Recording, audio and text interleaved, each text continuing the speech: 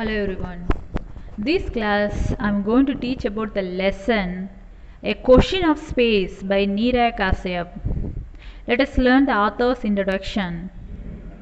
Neera Kashyap started her working career as a journalist with the Hindustan Times and went on to specialize in environment and health journalism. As a senior researcher and editor with the Center for Science and Environment and Voluntary Health Association of India, respectively. Later, she specialized in social and health communication, chiefly in the fields of HIV and or AIDS, reproductive health and poverty. Topping her literary bent, she has published a book of stories for children, Daring to Dam, and anthologies of prize-winning stories for children's book trust.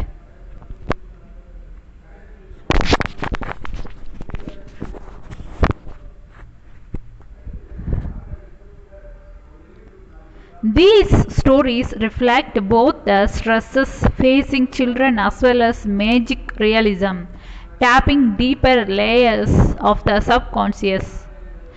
She currently focuses on interpreting subtle meaning in Hindu and Buddhist scriptures and literature for modern leaders. Let us learn the summary of the lesson.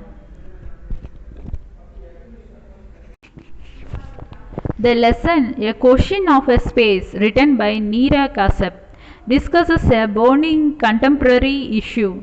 The author takes up the problem of parental pressure on children and shows how parents go by what they consider right for their children. It is alright if parents are concerned about their children and have a say in their future. But it is not right if they do so without lending a patient hearing to what the children have to say. Also, very often, parents go by popularly held ideas about education and careers. They are not concerned about the likes and dislikes of their children. This leads to a lot of friction between parents and their children. The children also have no control over their emotion. They feel that their parents unnecessarily interfere in their life. They do not understand that it is natural for parents to be concerned about their children. It is as if there is no solution for this problem because each seems to be right. However, the lesson shows that all is not lost and the children can make their parents understand their viewpoint. If only they behave wisely and with thoughtfulness. The present lesson demonstrates how self-observation leads to self-improvement and change in attitudes. It's also a psychology-based lesson which suggests to us how to control our emotions.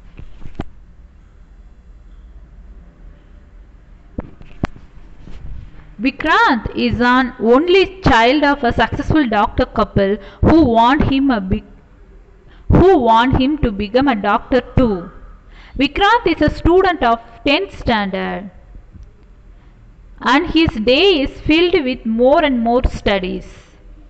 Vikrant is a student of 11th standard and his day is filled with more and more studies. His parents constantly force him to study hard in order to get admission to a prestigious medical college.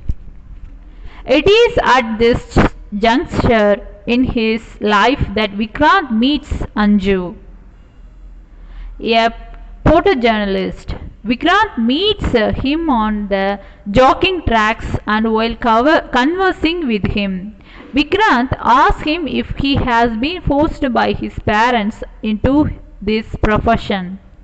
Anju replies that he has taken it up out of his own choice. However, Anju realizes that there is something amiss in the life of Vikrant and asks Vikrant if he is pressurized by his parents and how he reacts to the pressure.